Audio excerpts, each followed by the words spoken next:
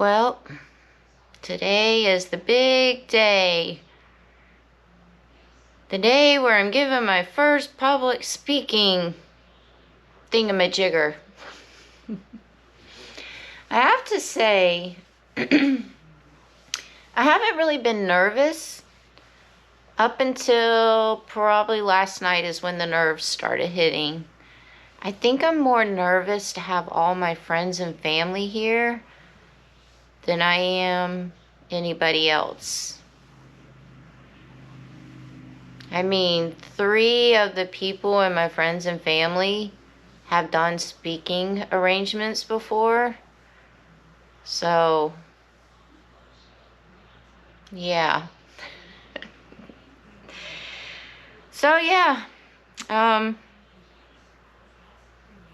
Hope you guys enjoy the video of my public speaking, and let's keep our fingers crossed that I don't freeze up or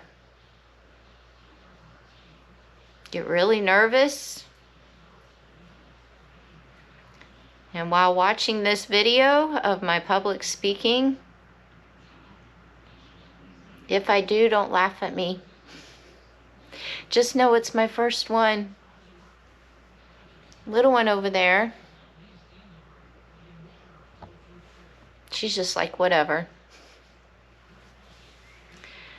All right, time to get up, get motivated, have some breakfast, and get ready for this day. Yay!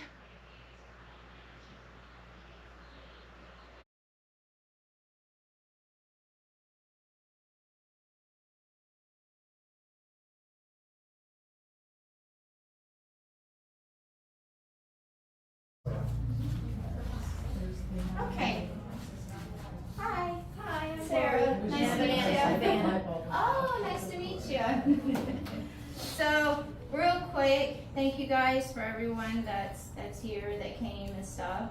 So it's kind of funny. Of course, I'm nervous right now. I was more nervous to have my friends and family here, and you guys have dominated the room. So thank you guys. So I did ask my friends and family too. I'm like, no talking amongst each other, please, because that's going to distract me. So no whispering, no looking at each other. So yeah, I'm so nervous right now.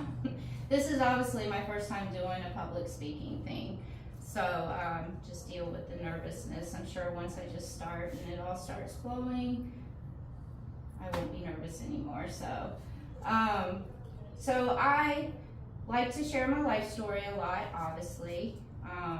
And I share it not for the sympathy or the sadness or anything like that. I share it in hopes to reach out to others that are going through a tough time in their life and they feel like they just can't pull through it, because I've been there, done that. There's been so many times that I just felt like, okay, this is the end.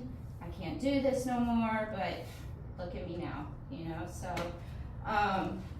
So today I am going to start this speaking off with the sad stuff and the bad stuff. So no crying, because I forgot the tissues. Sorry. But just know all the sad stuff that you guys are going to hear and all the rough stuff that I went through. Like I said, look at me now. So it made me the person that I am now.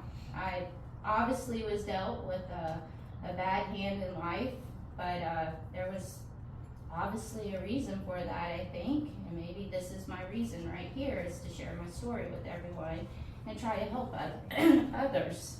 And here comes this nervousness. So,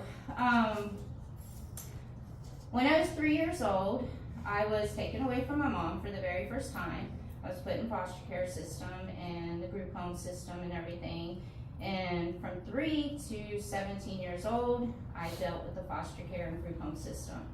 In and out, every single year. My mom was a really bad drug addict and alcoholic. And, sorry, I look at my Aunt Cindy over there because she has a hard time sometimes listening to this, because that is my mom's sister over there. And she loved her to death, so. Okay. So yeah, so I'm gonna sit down until my nervousness gets over with. So yeah, so my mom had, you know, she had a lot of not just alcoholism and drug addict, she had a lot of mental issues. And come to find out after she passed, which was what, 7 years ago, I never knew this my whole entire life, but she actually was diagnosed with schizophrenia. Paranoid schizophrenic. Yeah. So I never knew that until after she passed. And I wish I would have known that before, because it would have explained a lot. And I probably would have forgiven her for a lot of things that she went through. So that's why I was taken away from her, is her mental issues, the drugs, the alcoholism and everything. And she was pretty bad off. You guys obviously know, which I'll get to, what happened with my dad. Something similar happened with my mom. My mom shot herself in the stomach one time when I was a little kid. And that was something that I had to deal with then. I wasn't with her when it happened. I was outside playing. But it just goes to show you her mental state that she was in. So with me being in the foster homes and group homes and everything, I don't know how the foster care system is now, but back then when I was in the foster care system, it was horrible. So horrible. I ran away when I got to the age and knew how to run away. I ran away from almost every single foster home and group home that there was. A lot of foster parents back then literally did it for the money, because they get money for it. So they literally did it for the money and did not treat the kids very well. So I ran away from almost every foster care and group home place, where it got to the point where they couldn't find anywhere to place me anymore. They had to start placing me out of the state into foster care and group homes there, which I managed to run away from them too. So you guys know from my channel, because I'm pretty open about everything on my channel. I'm like an open book on there. A lot of people ask me why I don't have children, except for my little one over there. So I can't have kids because there was, with me running away from the group homes and foster homes, there was one time when I was 14 years old, I ran away from a group home and was just out there on the streets at 14, a naive little girl out there, and two guys came up to me and invited me back to their hotel room. They were really nice guys, and with them inviting me back to their hotel room, I was violently raped by the two guys. And after they violently raped me, both of them, they bashed my head into the bathroom window, and yeah, so that's why I can't have kids anymore, because of that incident when I was 14 years old. Well, that's why I can't have kids, period. Not no more. So yeah, so that was a rough situation that I went through. And then something that I've never talked about on my channel because I was so embarrassed by, but since I'm gonna share my life story with everyone, I may as well just let it all out. So when I was 15 years old, I started hanging out with gangs. And I hung out with gangs for a couple of years. And to me, hanging out with the gangs, I just kind of felt like it was a family I didn't have, a family I never had. Obviously, they kind of make it seem like it's a family and that they're there for you and blah, blah, blah. Hanging out with the gangs, though, obviously put me in jail. So I was in jail for 6 months when I was 18 years old. That's the part that I was embarrassed about. But I was 18 years old, I'm 46 now, so. So I was in jail for 6 months for carrying 2 concealed weapons and altering the identification of 2 firearms. So basically, I took the blame for the stolen guns that were in the vehicle. When I was in jail for the 6 months, I was the youngest girl in the jail, and so pretty much like all the ladies that were in there were so nice to me because I was the youngest one. I had 20 moms and 10 grandmothers and 10 sisters, so I thank goodness I was the youngest one because they really, really, really were nice and took care of me. But after I got out of jail, I had taken the First Offenders Act, and with me taking the First Offenders Act, they put me on probation for two years, and had to stay on probation, not get in any trouble whatsoever, and then if I did my probation good and stayed out of trouble, I was able to wipe my record clean. So if you try to search and see if I have a record, you're not going to find that I have a record. So yeah, so that's probably my most embarrassing thing is, you know, me going to jail for 6 months, and I hid that a lot from a lot of people. You know, like I meet a lot of people now that has been in prison or jail. Like I was just camping at the KOA in the Cascade Locks, and my neighbors were this couple that were homeless living in their car, and the guy had a ankle monitor on his ankle, and he literally had just gotten out of prison like a few weeks ago, and he was so embarrassed by it. And I'm like, you know, people change all the time. They really do, you know, like you go into prison and you can reform yourself. I'm like, so I don't care if you have an ankle monitor on your, you know, ankle or not, just keep up with it. So, and then I sat down and actually told him my story. He was the first person I actually told that, hey, I've been to jail too, you know. And he was really thankful that I shared my story. So, yeah, I mean, I could go on and on and on about everything that I've gone through. It really has been a rough life to me, and I used to always wonder, I used to not hate, because I don't like using that word, but I used to dislike my mom's side of the family. You know, I had a hard time accepting a lot of things with my mom's side of the family because I never understood why they would let me grow up in the foster care system or the group home system. And obviously they had things going on in their life too, you know, like I think you were 14 when I was born, right? You know, so I used to hide everything literally my whole entire life. Even moving to Vegas, I went to Vegas and I didn't even ever talk about what I went through or any of my, you know, stuff that I went through because I was just embarrassed by it. I was embarrassed that I grew up in the foster care system. I was embarrassed that I was poor my whole entire life from, you know, growing up like that. And, you know, I moved to Vegas and acted like a whole different person. Like I just kind of left the Georgia girl back there in Georgia, and I was like, okay, I'm gonna be a whole new person out here in Vegas.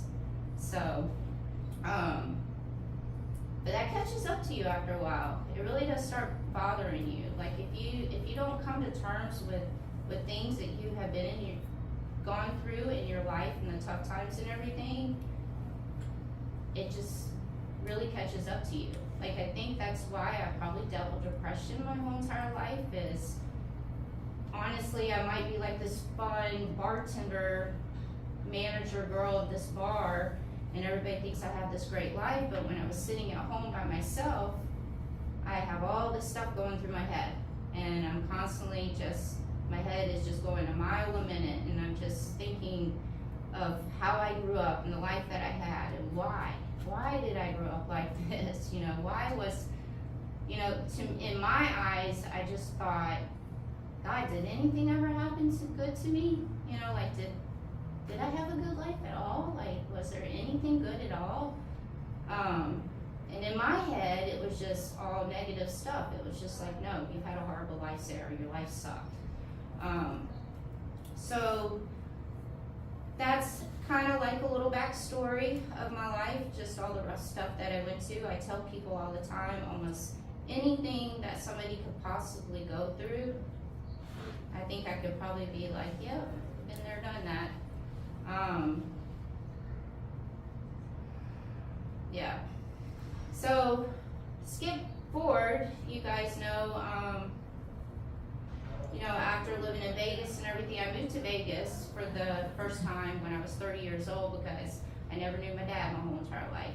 Never knew him. And God forbid I tried to find him. I had his social security number on my birth certificate and everything, and I just could not find him.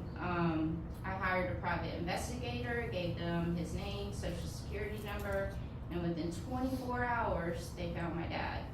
So I wrote my dad a letter because I didn't want to just call him out of the blue and be like, hey, it's your daughter, what's up? So I wrote him a long letter, just basically telling him who I was, who my mom was, and that I didn't have anything to do with my mom because I didn't want him to get worried about that. And told him I didn't want anything, from him, like money or anything like that. I just wanted to know him. So I just wanted to know him. And so when he got the letter, he actually called me right away. And I was actually at work behind the bar when he called me. So I took a break, went outside, talked to him. And then a few weeks later, flew out to Vegas to go meet him for the very first time. And hung out with him for a while I was in Vegas. Came back to Georgia and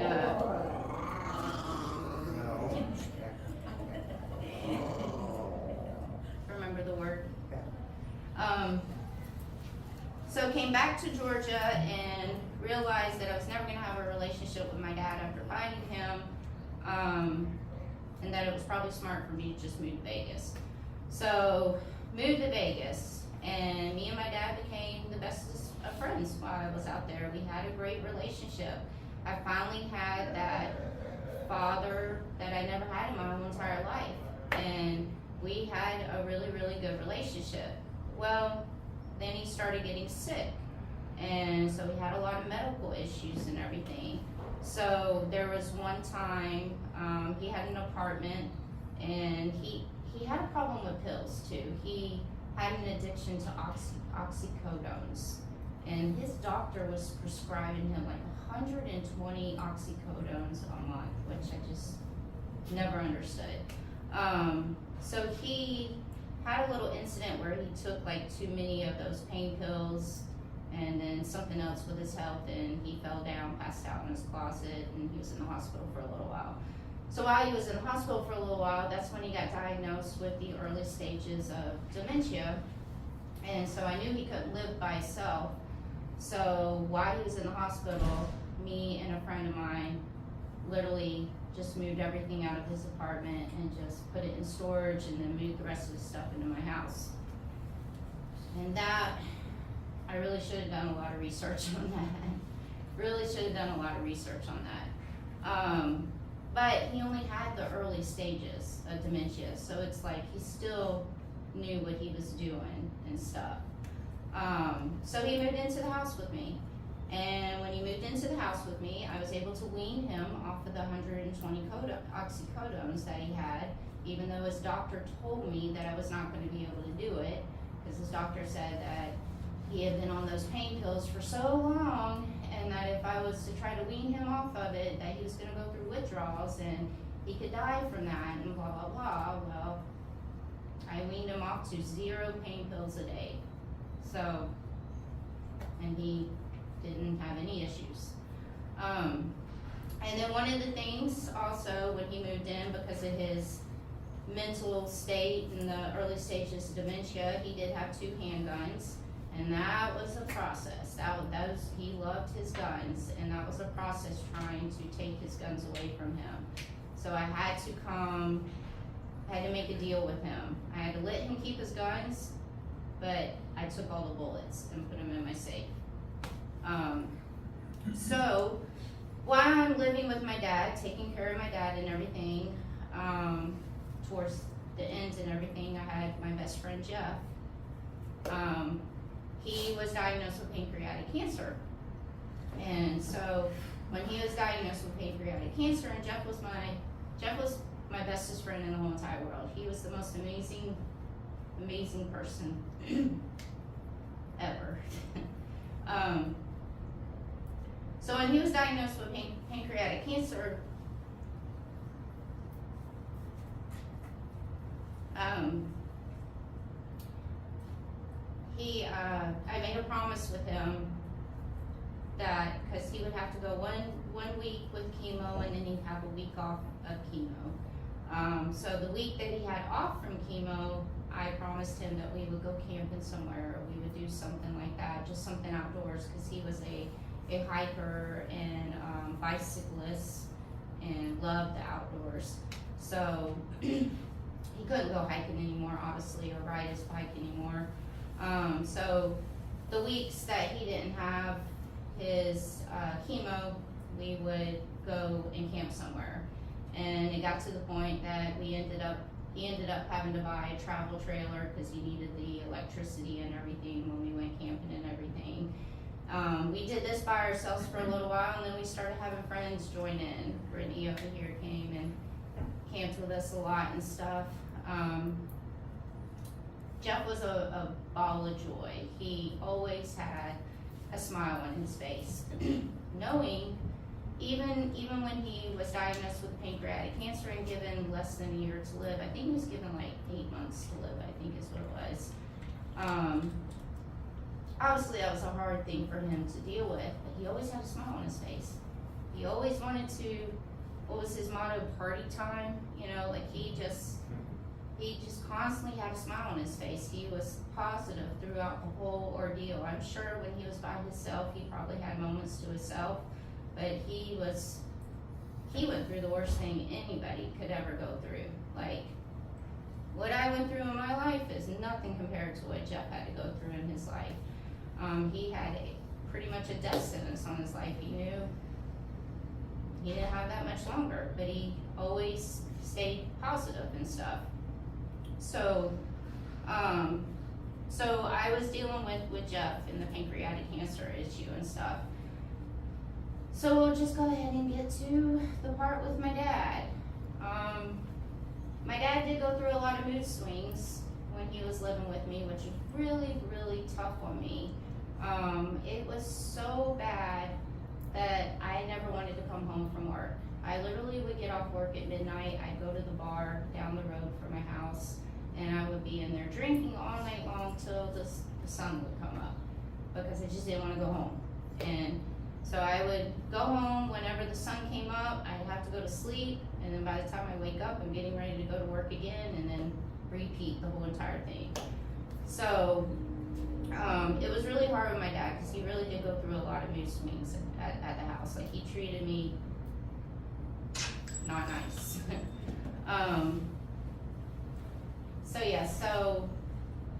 There was one night I got off work and I went to the bar down the road from my house, and while I was at the bar drinking and gambling, my dad was texting me because he couldn't get his TV to work.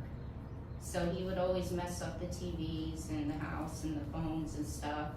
But he couldn't get his TV to work, and I kept texting him back going, well, there's 3 other TVs in the house. Go try to figure it out on one of the other TVs. But he just wanted his TV to work in his bedroom.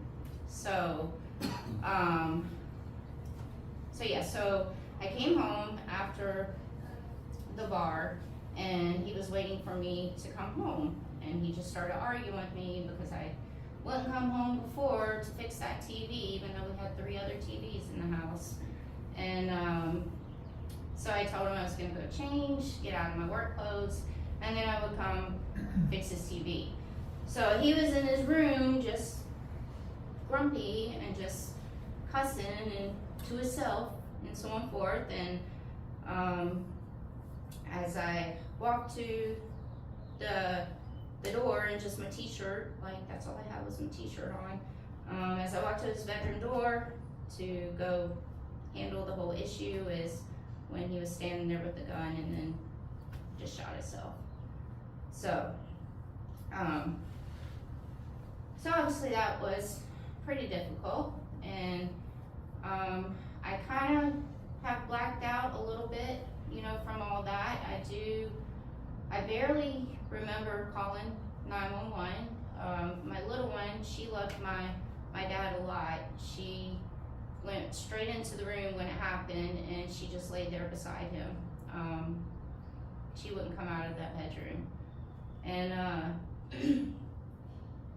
And then when the police came and everything, when they showed up, they treated it like a homicide, which was pretty difficult considering what I had just went through. So also when I made the 911 phone call, my hiking partner, Christine, that I've been friends with for a very long time, she used to work for dispatch. And when I called 911, she actually overheard the phone call and she was at work. And so obviously she got off work and she came straight to my house. And so a lot of that from that night, I have kind of, it's a little spotty, you know, a lot of things from that night. I did have a friend of mine, Mike, there, and he's kind of told me a lot of things from when he arrived. But the cops, because they had to treat it like a homicide, I was sitting outside in my front yard in just a t-shirt and pair of panties. They wouldn't let me get any other clothes or anything on. So then my friend Kimmy, which was, I called her my wifey, she came, and then Christine was there, and then Mike was there, because Mike lived right down the road. Mike threw a fit because I was out there in just a t-shirt, apparently, and was arguing with them about getting me clothes and stuff. So, yeah, I had the fire department there, detectives, homicide detectives, police officers, ambulance. I think every emergency people were there that night, and that went on for hours. So obviously I was a hot mess after all that. I mean, how could you not be a hot mess after that? I don't understand.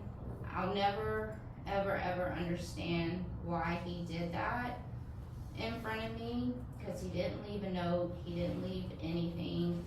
So I'll never have the answers to that. All I can just chalk it off to is he just mentally was not stable. But he had a lot of issues. My dad had a lot of issues. So my wifey Kimmy, you know, like I went to my best friend Jeff's house because I refused to walk back into my house after that happened. I could not go back into my house. I ended up actually having Jeff's parents and some of my friends actually went and moved everything out of that house for me and put it all in storage for me until I found an apartment. So I went and stayed at my best friend's house for a little while, but because he was going through his own stuff, I started feeling like I was a burden on him, so I eventually had to go get an apartment, which his parents helped me go find an apartment. And so after getting the apartment, then my wifey Kimmy, she apparently had a stroke. And when she had a stroke, she was in the hospital. And we got the phone call from her mom that she was in the hospital and that she was on a breathing machine. She was on our life support. She was on life support. And so I went and picked up my boss and her boyfriend at the time, and we all went up there to the hospital to go see her because they were going to be pulling the plug and everything. So, so when we got up there, me and her boyfriend walked into the room, went over there, grabbed her hand, and both of us grabbed her hand, and she took her last breath right there.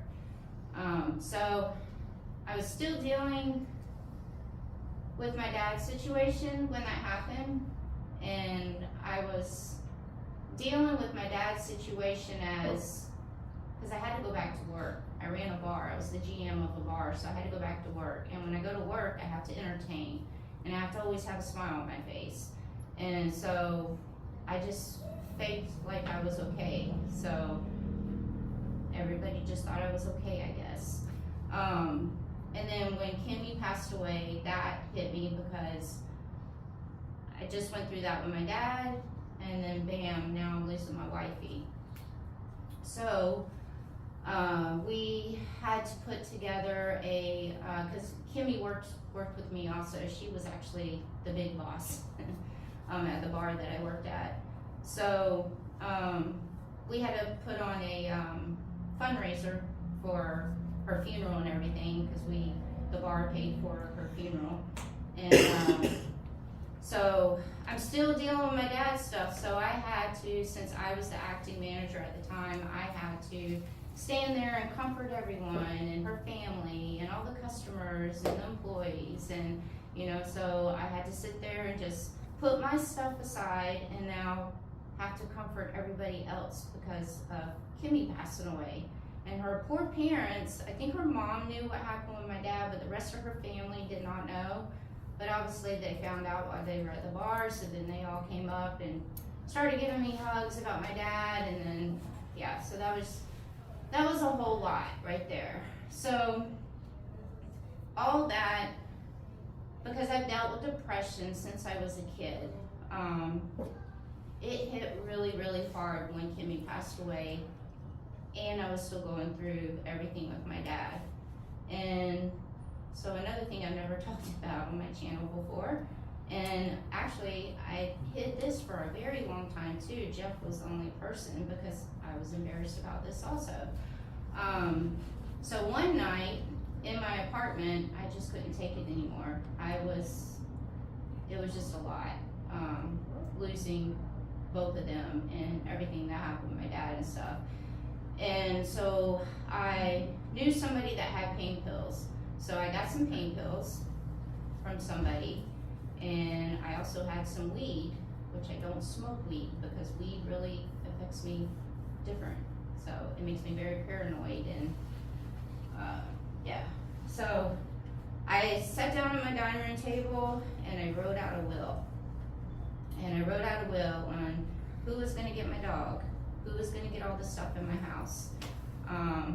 Went down to who was getting TVs and who was getting my clothes and everything. And I literally just wrote out a will of who would get stuff. And the plan was to take all the pain pills that I had and the sleeping pills, and I just couldn't do it anymore. Well, thank goodness I smoked the weed first. So, weed saved my life. And I smoked a lot of it.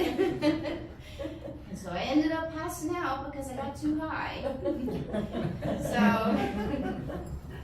So the next morning I wake up and I knew what I had did the night before, and I woke up on my couch, but I woke up to all these messages from Jeff, because I would talk to Jeff every single day. Every day I would talk to Jeff, whether it be text messaging or phone calls, but for like almost 5 days straight, I was ignoring all phone calls. I was ignoring all text messages. But when I woke up that morning, I had all these messages from Jeff saying, if you don't call me or if you don't text me, I'm sending my parents to your house right now. And I'm just like, okay. So I call him and I told Jeff what I did. And of course Jeff is pissed. And Jeff's like, you need to come over to my house right now. And if you don't come to my house right now, I'm sending my parents to come get you. So I got my dog, got some clothes, and I went over to Jeff's house. He was the only person that I had told what I did. The only person. And I felt guilty for telling him what I did, considering what he's going through. So, yeah. So I went over there and Jeff helped me pull through some things. One of the things that Jeff loved to do was mushrooms. He loved to do mushrooms. It was funny watching Jeff on mushrooms. And I had never done mushrooms, but because of Jeff's situation with him being having the pancreatic cancer and everything, I would start researching mushrooms because I wanted to make sure, is this okay for Jeff? Is this going to weaken his cancer or something or whatever? So I did a lot of research on mushrooms because of Jeff. So I knew that mushrooms was like kind of I know everybody has their mixed feelings about, stuff like that. But I knew there was a lot of write-ups and articles and videos of mushrooms helping people with mental stuff and blah, blah, blah. And at this point, I just kind of given up on everything. And so I'm at Jeff's house one day. There's a couple of our other friends over there, and Jeff's like, you really should try some mushrooms, Sarah. It's going to really reset your mind. And I'm just like, you know what? I don't care. Let's do it. What do I have to lose right now? You know, so, so I did mushrooms at Jeff's house, and he had this cot. It was his favorite cot. It was his old military cot because he was in the military.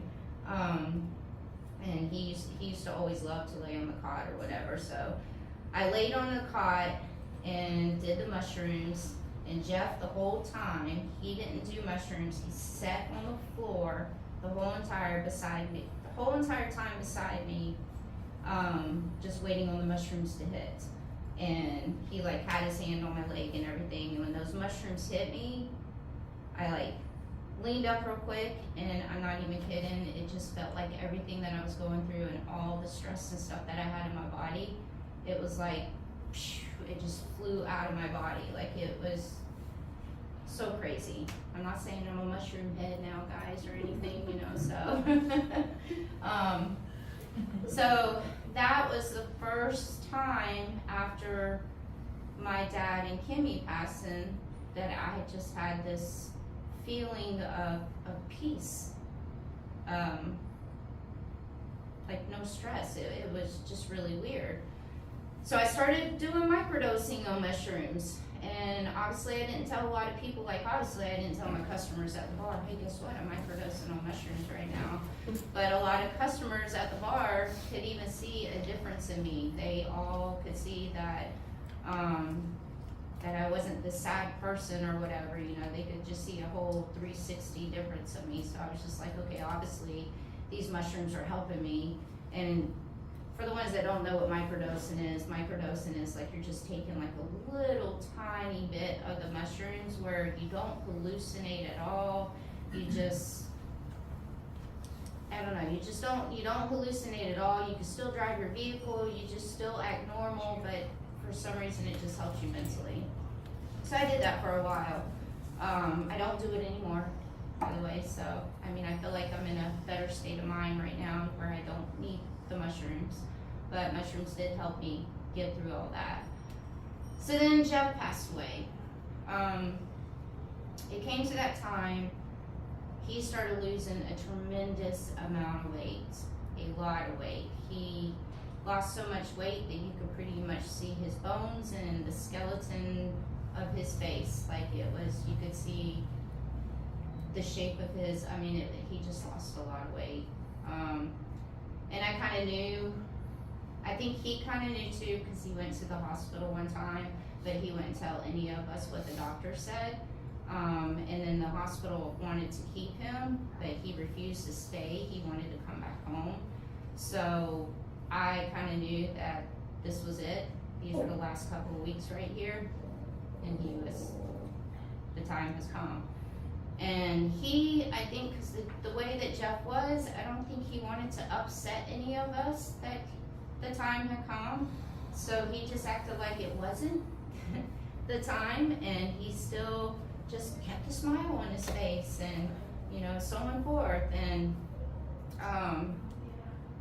so the time did come. Jeff passed, and when he passed, you know, before we called the police or anything, we just had his very close friends there at the house, his parents, and we all had our moment with Jeff before we called 911 to let him know that he passed. And when I went in there and had my moment with Jeff, I laid down in the bed with him, and I made a promise to him. I made a promise to him that no matter what I go through in my whole entire life, and if I ever get depressed again, or if I ever get sad, or I ever feel like this is it and I can't do it anymore, knowing that Jeff had the worst thing possible that anybody could ever go through, he was my inspiration. And if he could pull through what he went through and keep a smile on his face, there's no excuse for me not to be able to do it. And till this day, I still keep a picture of Jeff inside my Jeep, and I still keep a picture of Jeff inside my wallet. Because if I get upset or get depressed, I take a look at Jeff's picture, and that's my inspiration right there to just snap out of it. So, and I've had those moments. Trust me, I've had those moments since Jeff passed away. Because when he passed away, I was still dealing with Kimmy, and I was still dealing with my dad, because all of that happened in a 5-month period of time. So, but I had made that promise to Jeff. So, I went through a lot of those moments again after he passed, and I just had to pick up that picture of him and just had to remember the promise that I gave him and pull through it. So he is the reason why I've managed to pull myself through all this. After he passed, I started engulfing myself into work, and I would just try to keep myself busy at work, and I would just try to distract myself as much as possible.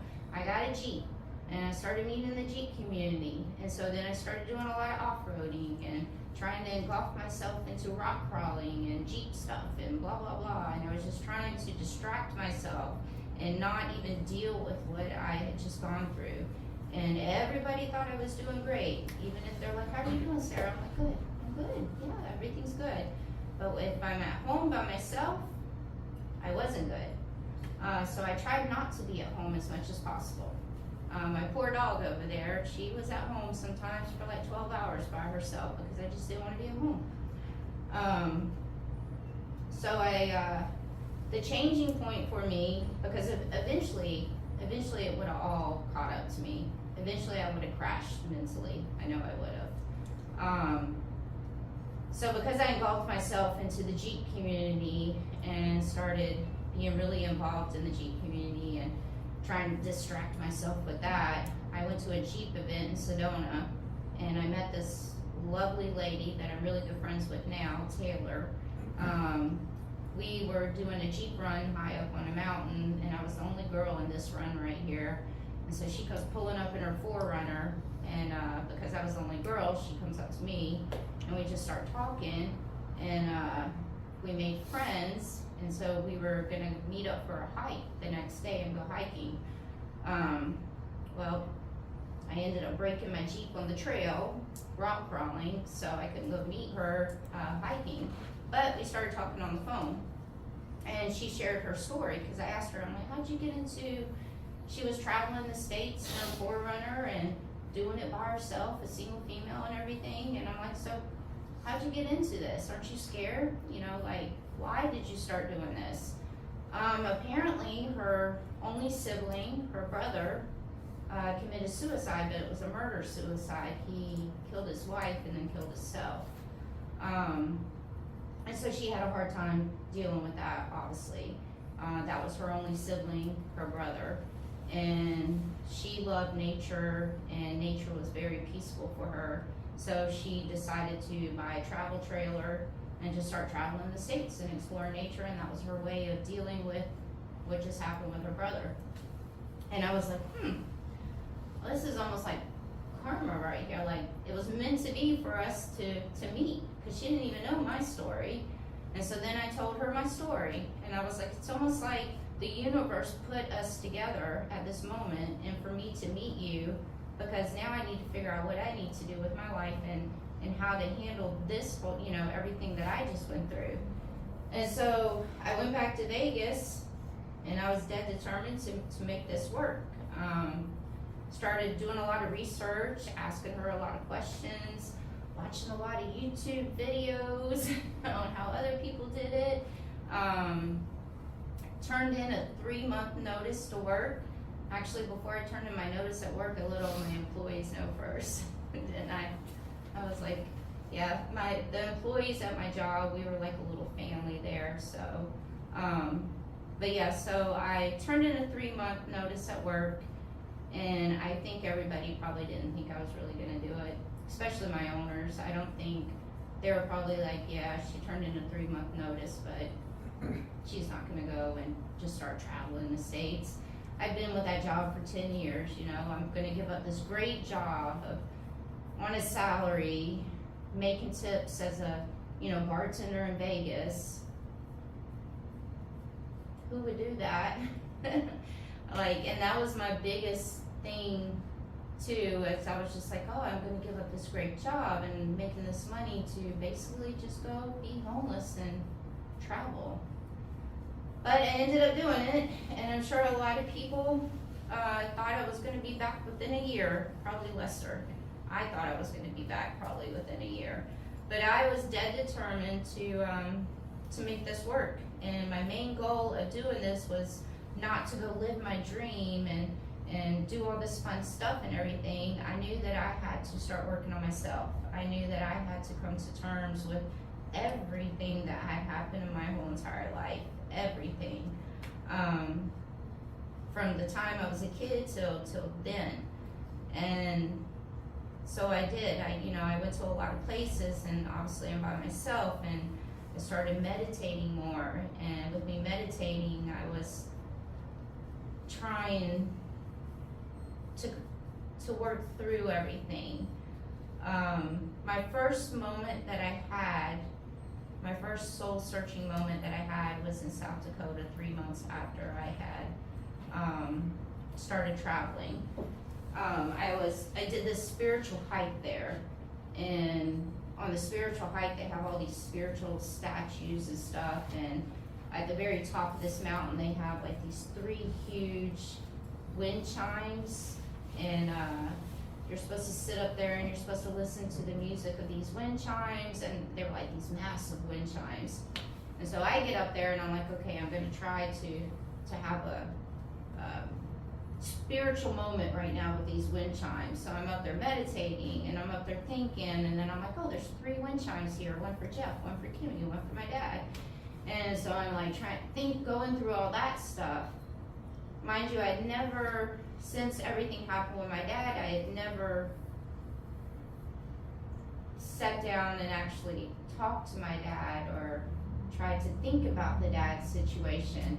And so sitting up there on the mountain was the first time that I actually had a talk with my dad.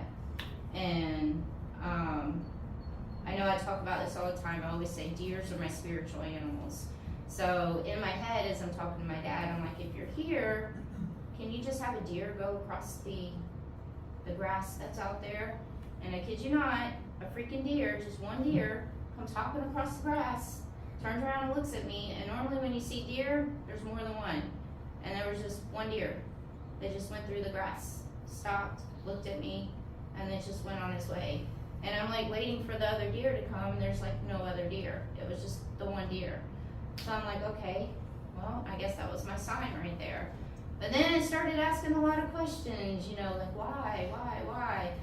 I think I sat up there on that mountain for probably a couple of hours, going through a whole bunch of emotions and crying. Thank God nobody walked by, because they would have been like, look at this girl, she's a hot mess. But I was up there in tears, and that was my first moment that I had. And since that moment in South Dakota, and that's why I love South Dakota so much, and it holds a special place in my heart, because that, I think, was the first place where I started that spiritual journey for me. Because everywhere I went after that, I started meditating. I started just trying to, come to terms with everything. I can never have the answers of why everything happened and why I was dealt these cards in my life and everything. But I can come to terms with making me happy and being a better person because of it, if that makes sense. But,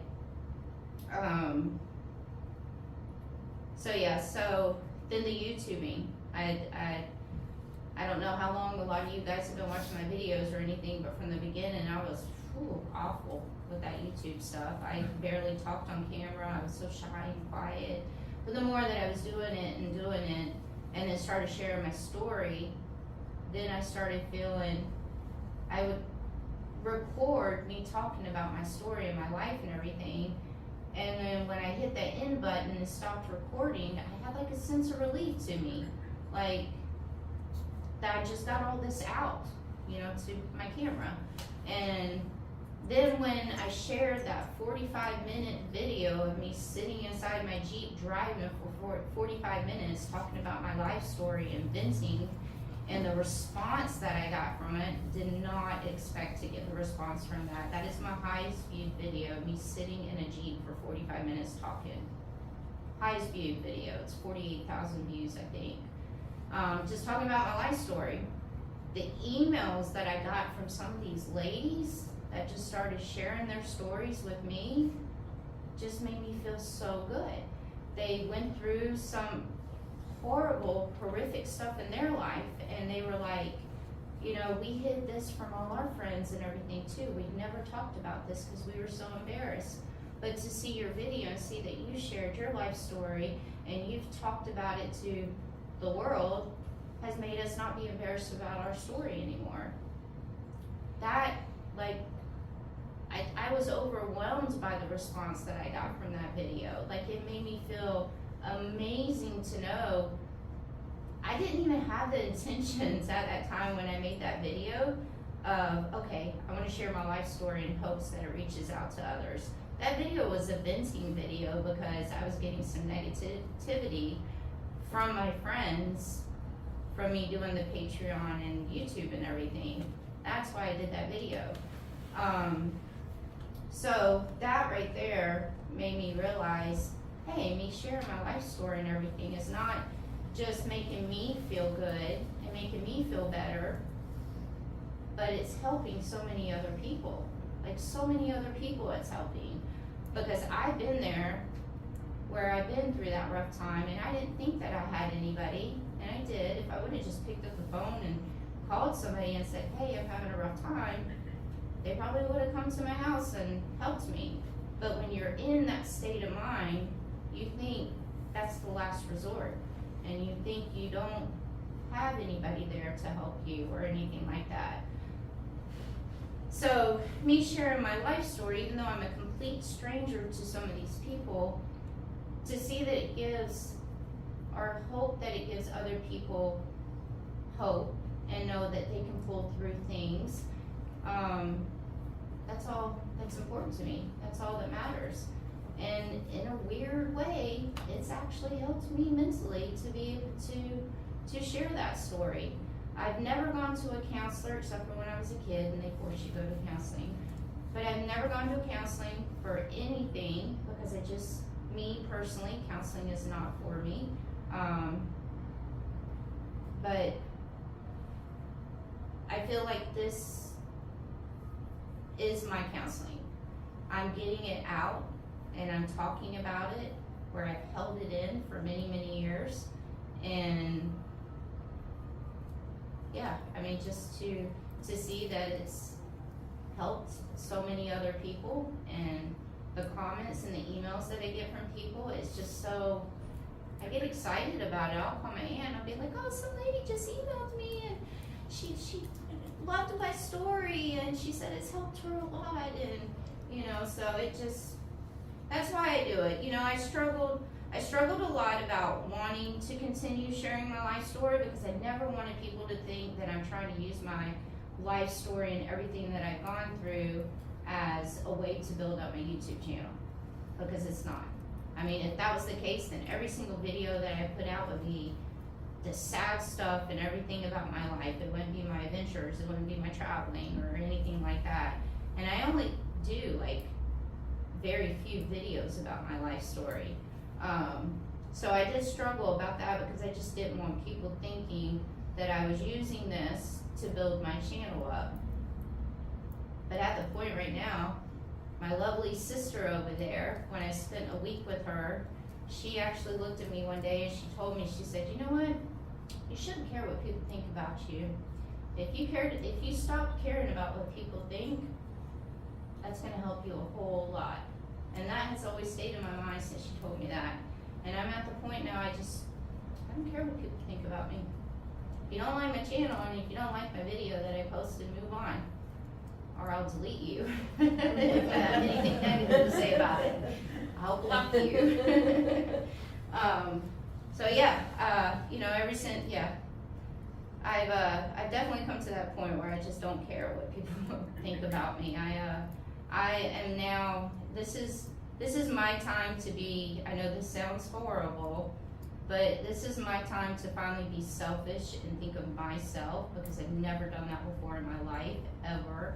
I was always worried about what other people thought, or I was always worried about how other people were doing. I never, ever, ever concentrated on me. And honestly, over this, I know it's been almost 2 years since I left Vegas and started traveling, but over this last year has been when I literally have just put Sarah first, and besides my little one. But I've honestly just put myself first, and it's all about me, and it's all about making me happy and just being a better person. So yeah, I know, I feel like I forgot a whole bunch of stuff to talk about. How long did that just go for? 53 minutes. Oh, there, oh, wow, that lasted an hour. You crushed it. Yes. The cracking in my voice went down towards the end, so. Does anybody have any questions they want to ask me or anything? So. I just kind of want to say a few things. Go for it. That finding the courage to, face your life. And there's one question that, and I know that was Jeff was kind of the main factor that made you face the things that have happened in your life and were able to deal with those. But just finding the courage to tell your story and being able to, like you said, help other people, like that's absolutely amazing. It's great that it's helping you personally, but the big thing is that it's letting other people open up and actually deal with what they've been through. And just thank you. Oh, thank you,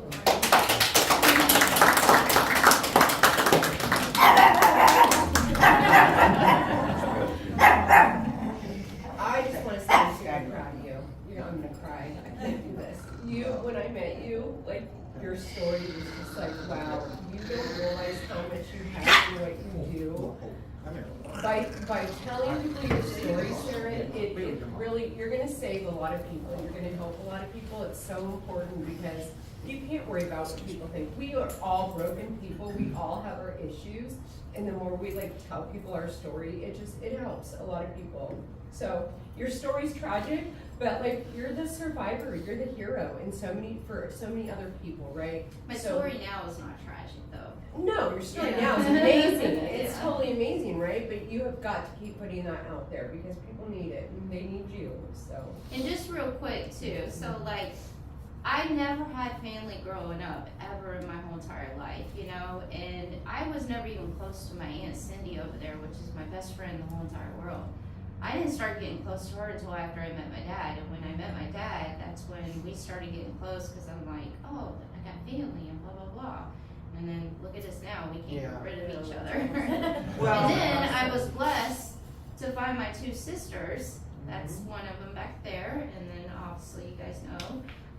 So I was blessed to find my two sisters, and thank God they turned out to be amazing people. Thank y'all, because my brother did not turn out to be amazing.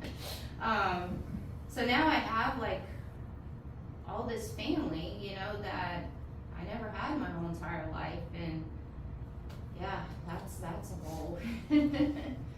Well, I want to say that I was a part of her life when she was young, but it did sort of cut off at a point. But I think your videos and I think you sharing your story, and not only does that open people up to be able to admit and to get it out of their system, I think that the life you're living now is it's so broad, and you bring joy to so many people because they know your story and they see where you're at, and they see that you're happy. And the best ending of a story is a happy ending, and you have an absolute happy ending. And just with us, being so close. And then I got to meet your sisters and everything. This whole year has been a blessing for you, Sarah. This has been a life-changing experience. But the comments that I read on your YouTube channel and what you bring to people's lives and the happiness, just sharing what your adventures are, your hardships, everything you've gone through, and now the happy times. Some people will never be able to experience what you're experiencing right now, but you're giving them that joy. And I just, kudos to you. I'm very proud of where you've been and where it's taken you. I'm proud of that part of it, where it's taken you. So I'm glad to be a part of your journey. I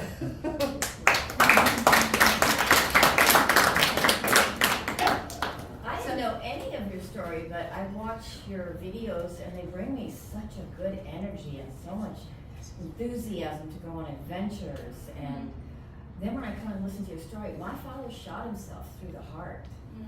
And when you said the thing about Jeff's picture and saying that you were going to hang in there, that really helped me. Helped me a lot. Well, thank you.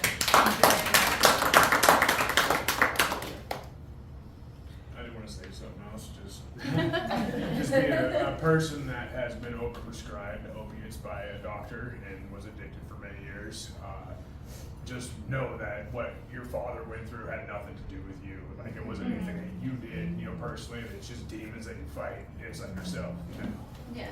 So, Yeah, that's- I've definitely come to terms with all that. I mean, obviously, at first, when everything happened with my father, I questioned, oh, I should have came home from the bar and fixed that TV. I should have done this. I should have done that, you know.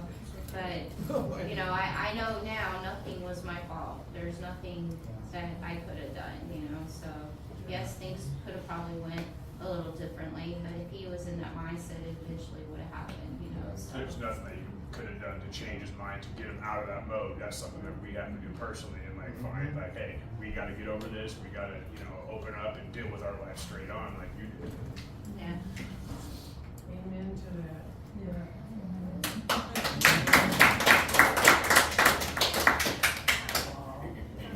Does anybody have questions for little one? How long have you had that dress?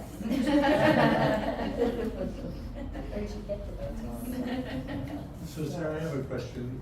You talked about when you moved to Vegas when you were 30 to be with your dad, and he was in a better state of mind then.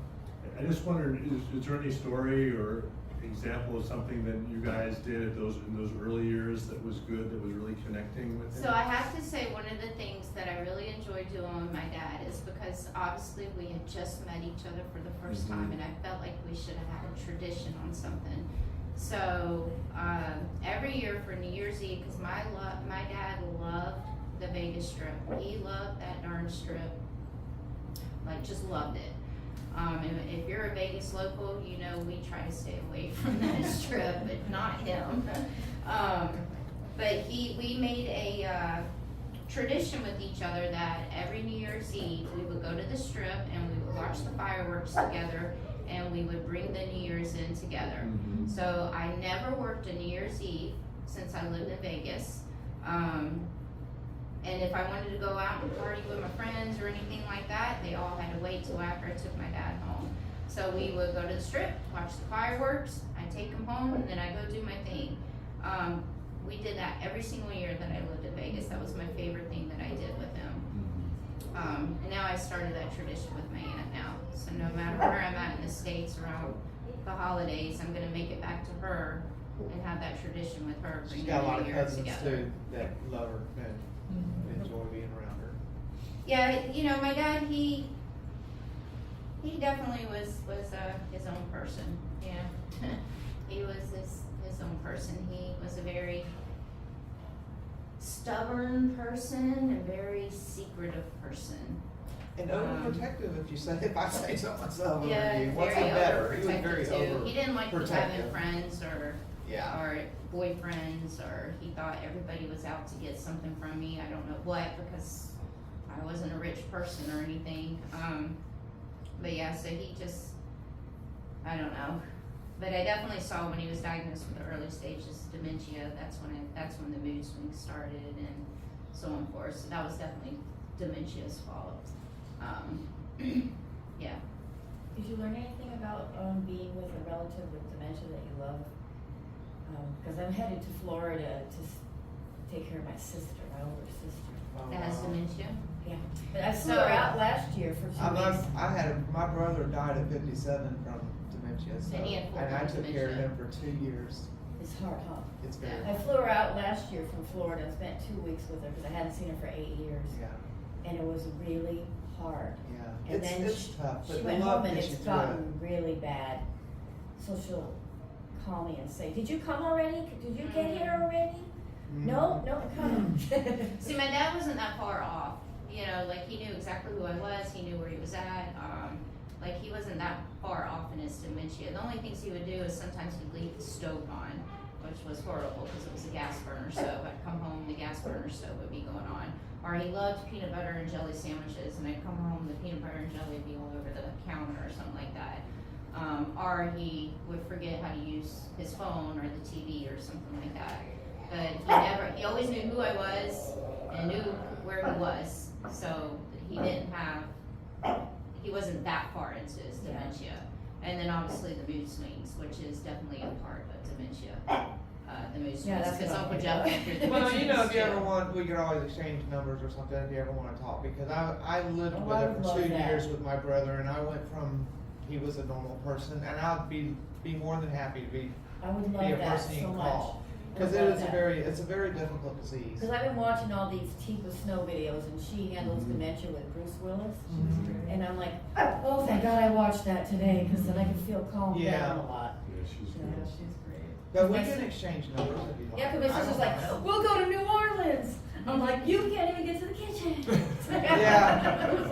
Trust me, I know what it's like. Oh, Well, then you can just tell her memories of going to New Orleans and she won't remember. Don't you know we went last week? You got beads. It's a hard disease. So yeah, this was obviously my first public speaking thing. I plan on doing this every once in a while. I'm not gonna do this as a constant thing and everywhere that I go, because I'm obviously still working on myself, and I'll still be working on myself for a very long time. I don't want this to consume me. So I'm only gonna do the public speaking events maybe once a month in places that I go to. This was private, but I'm gonna start getting in touch with like maybe AA meetings or counseling groups or something like that. There's a lot of groups out there with people that lost loved ones to suicide, so I'll probably get in touch with those groups and stuff. And then I'm eventually, just start doing it to the public and everything. But it may just be like once a month that I do it.